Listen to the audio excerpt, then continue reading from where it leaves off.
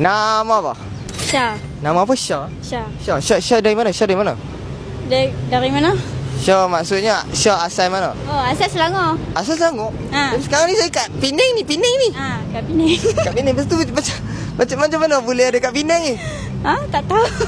Sesat lah kat Penang. Sesat. Syah umur 20 something. 20 something lah. Nampak kecil tu tapi dah 20 something dah weh. 20. Gila. Soalan paling famous. Ni serius. Soalan paling famous sih. Pernah bercinta? Benar? Pernah. Dengan dia lagi ke dah putus lah? Ya, dengan dia lagi. Dengan dia lagi? Oh, happy. Kalau dengan dia lagi? Kalau dengan dia lagi, kenapa Syah pilih dia? Apa effort yang dia buat sampai Syah boleh macam sanggup sayang dia apa semua macam tu? Sebab dia baik, dia soft spoken, tak kedekut, dia putih.